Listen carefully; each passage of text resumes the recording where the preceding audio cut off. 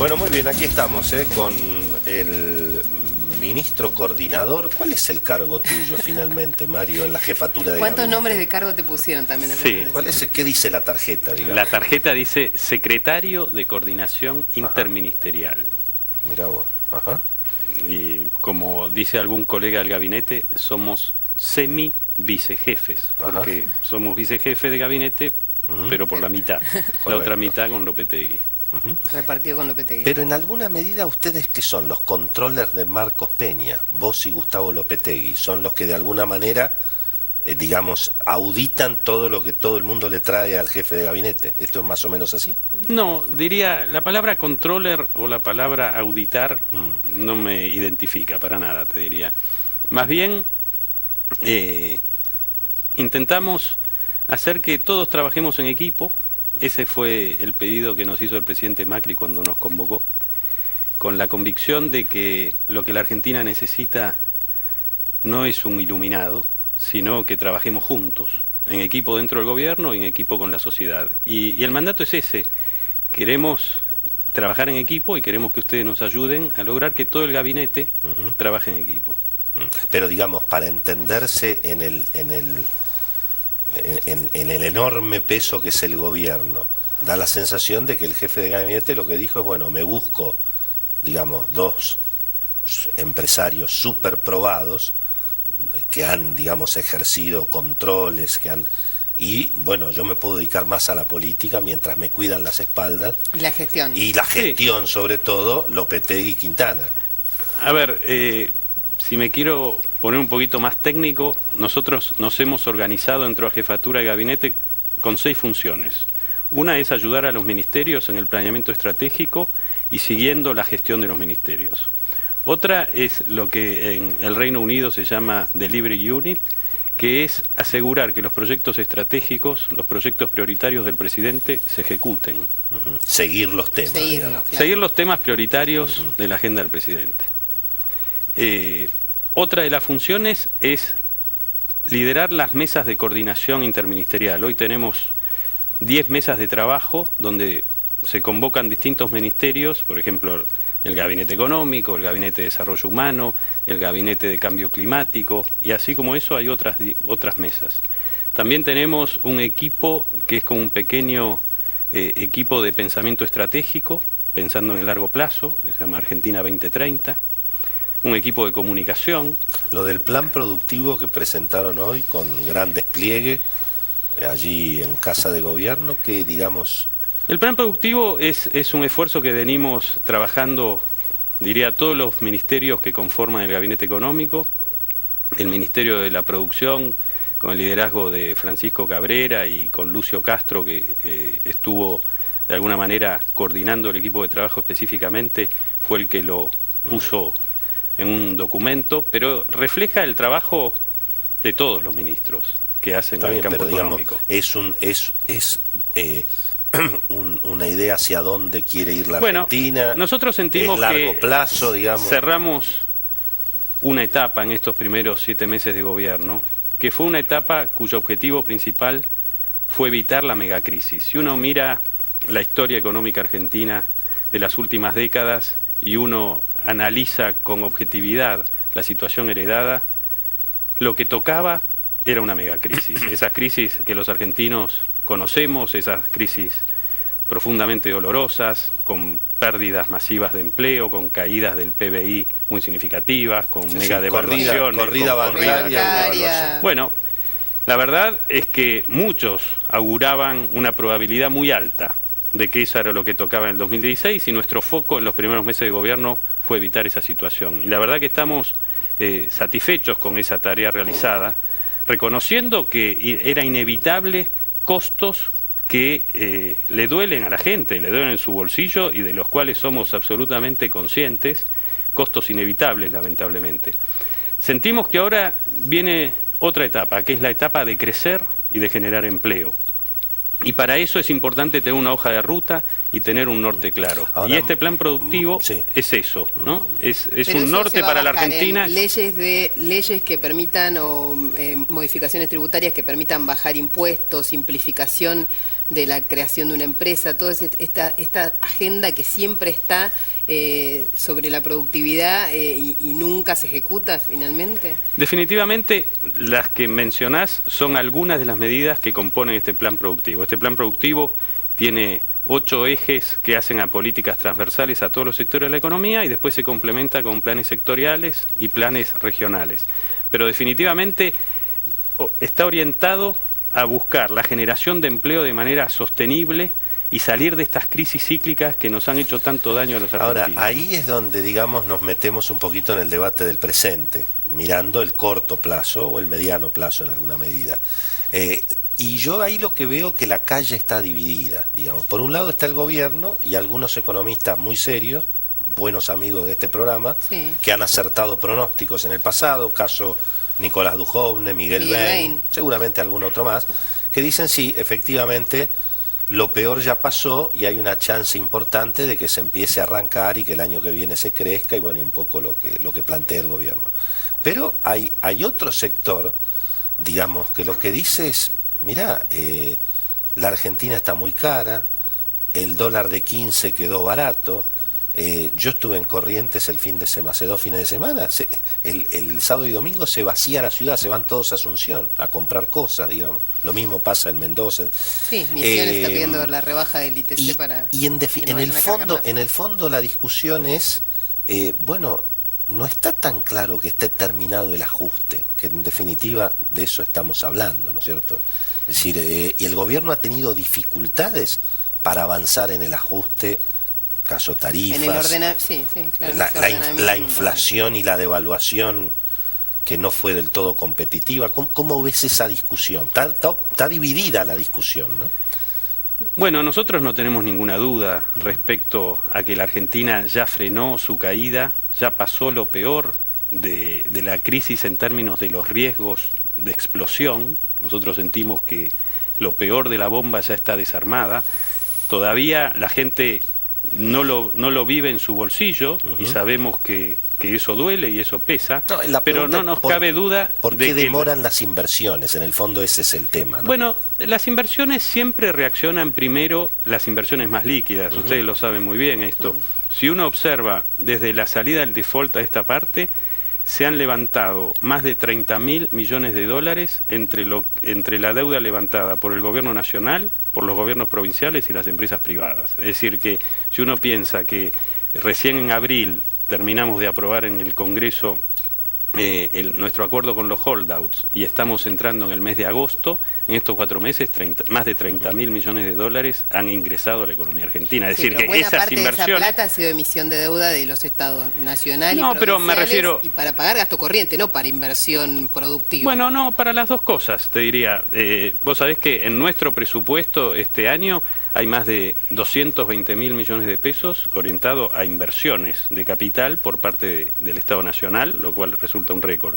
Y el capital levantado por las compañías generalmente es para invertir. Esto si lo miramos desde ese foco, si lo miramos desde el foco de las inversiones que no se anuncian, que son la gran mayoría, no nos cabe duda que ya pasó lo peor y se empieza a reactivar la economía. Por otro lado está el rol de la obra pública. Ustedes saben que entre octubre del año pasado y marzo de este año hubo un parate muy fuerte en la obra pública. En parte sobre el final del gobierno anterior, dejaron de pagar. Pero ¿y se puede avanzar en la obra pública o está todo el mundo con miedo porque Lázaro, porque la Cámara de la Construcción? No, bueno, eso indudablemente generó demoras al comienzo de nuestro mandato, pero ya están superadas y hoy la obra pública está entrando en un régimen, para que se den una idea, el devengado, el gasto de obra pública en el mes de enero fueron 500 millones de pesos y este último mes ya está rondando los 15.000. Es decir, ¿y eso que cuándo se siente en empleo, por ejemplo, que es una de las cosas que se puso sobre la mesa como preocupación? La verdad es que los números no son fuertes en términos de la cantidad de empleo que hay en la Argentina, los números de desocupación o de caída, de pérdida de puestos de trabajo, pero son siempre una alarma. Sí, nosotros creemos que solo con la obra pública, por ejemplo, de agua y saneamiento, que son obras que ya empezaron, particularmente en el conurbano bonaerense. Cloacas en el conurbano. Solo con agua y cloacas en el conurbano se van a generar 100.000 puestos de trabajo directos en los próximos 12 meses, ¿no? Solo en ese rubro. A eso hay que sumar obviamente las obras de vialidad, las obras de energía. Es decir, que con obra pública nada más, nosotros creemos que se va a dar un empujón no menor al empleo. Pero es el sector privado el que en su proceso inversor... Ahora vos fíjate que también otra observación de cautela, porque la pregunta es por qué eventualmente, digamos, demora la lluvia de dólares y tanto, que tal vez es relativo eso. Pero el tema es, finalmente el gobierno, digamos, para bajar la inflación, está con un experimento raro, porque el gasto aumenta y el déficit aumenta. Está bien que hay financiamiento, eso está claro, no hay emisión permanente. La lluvia de dólares, con los números que te decía antes, de más de 30.000 millones en 4 meses, yo creo que se está dando, y a un paso más acelerado de lo que casi todos apostaban. Con respecto a la baja de la inflación, nosotros dijimos que en el segundo semestre la inflación iba a tener una baja muy significativa, y ya se empezó a evidenciar. Los números de julio oficiales del INDEC no han salido, pero estamos estimando que va a estar rondando el 2,5, quizá debajo del 2,5, puede ser 2,2, 2,3, en ese rango, cuando el mes pasado el INDEC publicó el 3,1 y veníamos de meses de arriba del 4, orientados a llegar debajo del 2 hacia fin de año. Esta reducción de inflación la estamos haciendo, sí. A muchos no les gusta el camino gradualista, el camino del medio que nosotros elegimos. Nosotros estamos convencidos que era el único camino posible, pero no tanto por restricciones políticas, como algunos dicen, sino porque heredamos una situación de estancamiento y alta inflación, de la cual un ajuste lo único que iba a hacer es profundizar ese estancamiento. Y lo cierto... El ajuste con la inflación finalmente vino igual, ¿no? No, pero no tiene nada que ver con lo que hubiera ocurrido si hubiéramos tomado otro camino. Es decir, nosotros hemos hecho en estos 6 meses o 7 meses de gestión un foco muy fuerte en el gasto social, que ha crecido más que ningún otro rubro del presupuesto, ordenando muchos otros rubros de gastos improductivos, pero inversiones improductivas. Vamos a hablar para adelante, y yo te digo, vamos a cumplir el objetivo de este año, con un déficit del 4,8%, que es ya empezar un proceso de ordenamiento de las situaciones heredadas, habiendo empezado a bajar impuestos, porque también lo que nosotros heredamos es una carga tributaria muy pesada sobre los trabajadores, con la reducción del impuesto a las ganancias de 50.000 millones de pesos, sobre los sectores exportadores a través de las retenciones y sobre las pymes, ¿no? Es decir, estamos haciendo un esfuerzo fiscal muy fuerte, devolviéndole impuestos a la sociedad y ordenando el gasto. ¿Qué va a pasar con el tema tarifas, Mario? Porque bueno, no solamente está la dificultad operativa que aparece, sino que bueno, el propio presidente dijo que hay un sector de la justicia que de alguna manera le falla políticamente en contra, y esto se ha visto en los casos tanto de gas como de electricidad. Y eso en alguna medida también es un signo de interrogación. Vos sabés cómo piensan los inversores, los fondos de inversión. Bueno, digamos, si hay justicia militante, es difícil que haya inversiones, y mucha gente además le tiene miedo a blanquear, porque dice, ¿cómo voy a blanquear si el día de mañana los jueces militantes? Sí, a la gente que le tiene miedo a blanquear, yo diría que debería tener más miedo de no blanquear. Pero con respecto al tema tarifas, para mí es muy importante, Willy, no perder de vista el bosque, ¿no? Es decir, nosotros heredamos una situación donde el cuadro tarifario no tenía ningún sentido, donde había un tremendo subsidio a clases pudientes, a clases medias y clases altas. Eso está fuera de discusión, Y con un tremendo subsidio al conurbano bonaerense con respecto al resto del país. Había que ordenar esto y hemos empezado a ordenarlo. Nosotros estamos confiados en que la Corte Suprema tome el caso prontamente y termine de resolver una situación que en realidad no debería judicializarse, como viene siendo... Pero ya ves cómo es la cosa, digamos, ¿no? No nos cabe duda que tarde o temprano la racionalidad tarifaria va a terminar ocurriendo, y también trabajaremos para que en el futuro el marco normativo evite esta judicialización. No pone en riesgo, digamos, el plan del gobierno en ese sentido. La estabilidad macroeconómica, ¿no ves que eso, digamos?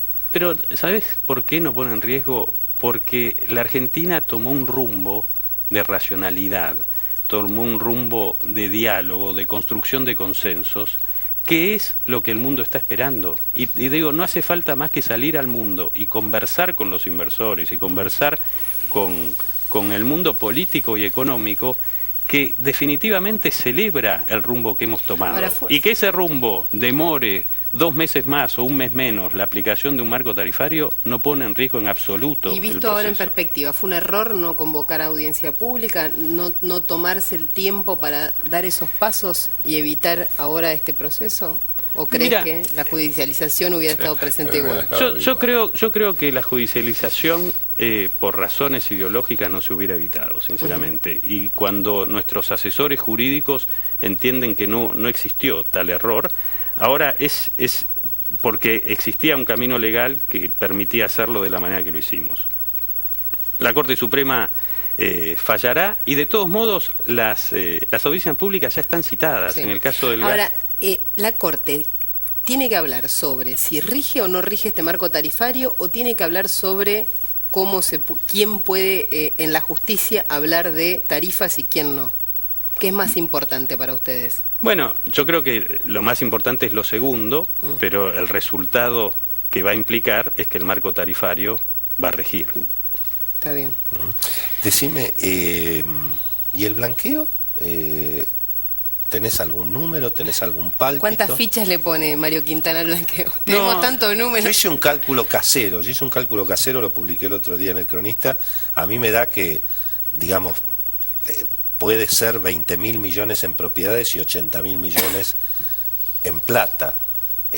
Ahora, no sé si todo el mundo va a blanquear. Y además lo que a mí me dicen los que andan dando vueltas en el tema es que es bastante complicado en algunos casos. La mecánica, la información que hay que dar. A ver, nunca he dado cifras, pero ni en público ni en privado, porque honestamente creo que es muy difícil de predecir. En primer lugar, porque no se conoce el universo sobre el cual se está tomando la decisión. Hay gente que habla de 200.000 millones de dólares, otros 300, 400, pero es un número muy incierto. Y obviamente va a depender de las decisiones de miles de individuos, que es muy difícil, insisto, predecir.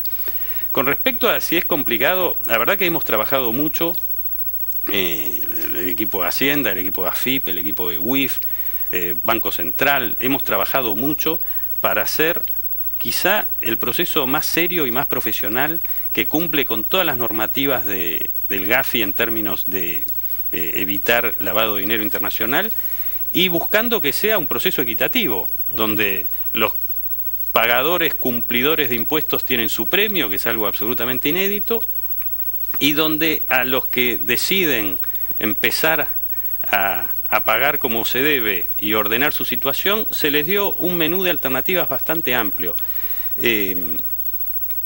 Yo honestamente no creo que sea complicado, es sí con un menú diverso, pero confiamos en que la gente entienda que la situación internacional es tal que no blanquear es un error muy serio. Ahora, hoy me decía alguien que, un colega, Daniel Estico, me decía, lo que también pasa con el blanqueo es que no cambió ninguna de las condiciones por la cual la gente negreó el dinero, ¿no? Que es la altísima carga impositiva que tiene la Argentina, que son las condiciones de inestabilidad que vive la Argentina con continuidad. ¿Por qué alguien blanquearía por razones internas, no solamente por el miedo al cupo en el exterior? Yo creo que cambiaron. Un poco la situación política hoy está, digamos, es distinta, un poco es cierto, pero es más amigable en ese sentido. Sí, ¿no? Sí, es cierto, pero los impuestos son altísimos igual. Y además el día de mañana y Macri claro, y los gobiernos no son eternos. Claro, por eso te digo. Yo, sin embargo, tengo una lectura radicalmente distinta. Yo creo que las condiciones con respecto a otros intentos anteriores son totalmente distintas. Primero, las condiciones internacionales, como decíamos. Sí. Segundo, las condiciones de confianza que genera hoy la Argentina. Es decir, en abril a la Argentina le ofrecieron 67.000 millones de dólares los mercados financieros internacionales. Sí. Y hoy más de 10 provincias salieron a los mercados financieros. Hay compañías argentinas levantando deuda al 6%. Sí. Eso evidencia confianza de parte del mundo inversor. Con lo cual, este punto es, yo te diría, absolutamente inédito. Hoy la Argentina tiene el costo de capital en dólares más bajo de los últimos 100 años. Esto es inédito. Ayudado un poquito porque la tasa de allá también Absolutamente, está pero esa tasa estuvo baja en los últimos 10 años y nosotros estamos fuera de los mercados. Claro, lo que Con pasa lo cual, es que los inversores extranjeros tienen una ventaja, no están al alcance del Estado argentino. Digamos, ¿no es cierto? Pero respecto al segundo punto que vos decís, la carga impositiva, Sí. esta misma ley que acabábamos de aprobar en el Congreso contempla la reducción de impuestos, tanto en los bienes personales como en la ganancia mínima presunta y el impuesto a los dividendos para las compañías, con lo cual hay un esfuerzo fiscal muy significativo que quiere justamente incentivar el cambio de conducta que implica para un evasor tomar la decisión de blanquear. Yo creo que si sumás esos tres factores, la confianza generada, la reducción de la carga impositiva y el contexto internacional, la decisión debería ser fácil. En ese mapa de agenda estratégica, ¿tenés también bajar el impuesto al cheque, por ejemplo? Mirá, tenemos dentro de los 8 pilares del plan productivo una reforma tributaria que facilite y que promueva la inversión y el empleo. En la ley esta de sinceramiento fiscal se contempla la creación de una comisión bicameral que para fines del año que viene presente una reforma tributaria integral. Lo que nosotros creemos es que tenemos que hacer todos los esfuerzos posibles para hacer de la Argentina un país productivo, un país competitivo, y eso incluye esfuerzos fiscales, ¿no?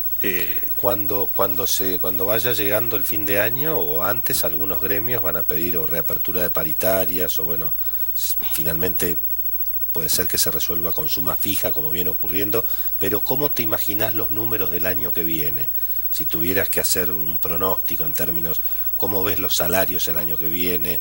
¿Cuánto crees que puede llegar a ser la devaluación? En fin, ¿cómo ves el 2017? Crecimiento, obviamente. Sí, con respecto al tema de las paritarias, nosotros creemos que cuando termine el año, las paritarias habrán reflejado razonablemente la inflación del 2016. Es decir, si uno se focaliza en el primer semestre, pareciera que las paritarias se han quedado cortas, pero no nos cabe duda que va a haber una ganancia del salario real durante el segundo semestre.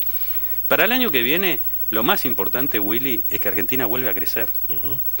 Después de 5 años de estancamiento y después de haber evitado una megacrisis, que la Argentina vuelva a un sendero de crecimiento, uno quizás lo dice rápido, pero es definitivamente algo inédito volver a crecer habiendo evitado una megacrisis en la situación actual. ¿Cuánto va a ser ese crecimiento? Ustedes citaron algunos economistas que están hablando de cerca de un 5%, pero hay un consenso muy grande que no va a ser menos de 3, es decir, que entre 3 y 5% la Argentina vuelve a crecer. Eso significa más empleo y eso significa que la confianza que hoy la gente deposita en nosotros y que se refleja en las expectativas van a ser correspondidas. ¿Y cómo se ¿no? zafa del atraso cambiario? Porque ahí también hay una trampa en el sentido de que, bueno, ayuda a contener la inflación, hay una situación de déficit fiscal que se financia con ingresos de dólares, está lo que vos decís de la confianza, el blanqueo, ahí hay una historia, digamos. Sí, acá también hay una decisión explícita de nuestro gobierno de hacer un proceso de estabilización sin fijar el tipo de cambio. Es decir, hoy hay un tipo de cambio flexible, que como creo que vos comentabas hoy a la mañana o ayer, fue que tocó 14, tocó 16, tocó 15, se mueve, y se va a seguir moviendo. Sí, de porque hecho, subió nuestro de 13.70 a 15 y no se vio en los precios. Bueno, no se ven los precios porque quizá había tocado algo más alto antes, pero lo cierto es que entre los logros, creo muy importante de nuestro gobierno, está en el haber devuelto la autonomía al Banco Central, ¿no? Que es algo que es tan importante para una economía. Y hoy nuestro Banco Central tiene objetivos inflacionarios y de agregados monetarios, con lo cual el tipo de cambio va a ser el que el mercado diga que tenga que ser. Pero esto también es inédito, no estamos forzando una estabilización a partir de un tipo de cambio fijo, que fue una trampa en la que hemos caído. Pero bueno, la tasa, las Levaca 30, que está bien, tienen que ver con la expectativa inflacionaria, pero algo tienen que ver con la estabilidad del tipo de cambio también, ¿no? Pero no, es decir, que tenga un impacto sobre el tipo de cambio, o sea, no obviamente, lo dudo. El pero presidente del Banco Central negaría esto, porque No. tiene que ver con la cantidad de dinero y la inflación. Pero todos sabemos si que todo ese acá... dinero estuviera en la calle, quizá el dólar valía otra cosa. Sí, o sí pero... baja, sí baja, porque muchos dicen, bueno, ¿por qué no un dólar un poquito más alto y la tasa de interés más baja? Eso habrás escuchado. Sí, Amigos tuyos de toda la vida. Sí, lo he escuchado. Sí, no y por pueden- eso insisto en la autonomía del Banco Central, que para mí es un valor mucho más importante que si la tasa está en 30 o en 27. Y ahí es donde todos los argentinos tenemos que aprender a confiar en la institucionalidad. La última por mi parte. ¿Es verdad que el presidente está como fastidiado con el establishment, con el círculo rojo, salvo el campo? ¿Considera que en general, bueno, digamos, el empresariado está muy crítico, muy especulativo, no invierte? No, yo no es por ser adulón, yo no tenía una relación previa fluida con el presidente Macri. Hoy sí la tengo porque mi trabajo me lleva a un diálogo cotidiano con él y lo veo, la verdad, con mucha admiración, con un líder que está muy bien, muy convencido de lo que estamos haciendo, no está enojado, obviamente que está ansioso como todos los argentinos para mostrar los frutos de todos los esfuerzos que estamos haciendo, pero no compartimos de que el empresariado no esté acompañando. Hay buenos empresarios y malos empresarios, como hay buenos y malos en cualquier rubro, y sabemos de muchos empresarios argentinos y extranjeros, pymes y grandes compañías, que ya han empezado a invertir. Está muy bien. Bueno, Muchas gracias. Muchas gracias por la invitación. Venir por aquí y bueno, estaremos obviamente siguiéndola de cerca. Gracias, Mario. Muchas que gracias. vuelva a fin de año a ver cómo fue. Bueno, muy bien, señoras y señores, viene un intenso debate aquí, ¿eh? Volvió Martín Tetaz, volvió Agustín Datelis, ¿eh? Tenemos de todo para el próximo también bloque. tenemos legisladores de la política, está Cornelia Schmidt-Lierman y está también Sebastián Galmarini, así que vamos a tener política y economía en el próximo bloque. Bueno, síganos en Twitter, ¿no es cierto? Sí, @eltimón TV. Ya venimos.